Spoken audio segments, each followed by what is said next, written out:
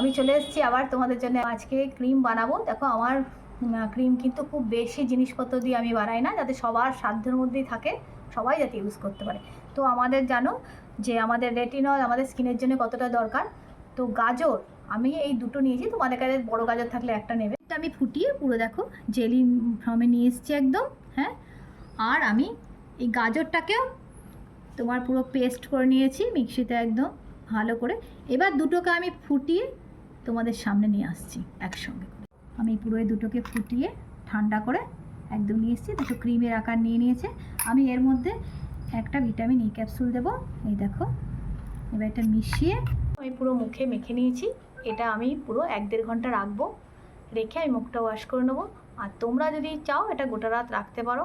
এর বেনিফিট প্রচুর, আগে আমি বলেছি তোমাদেরকে।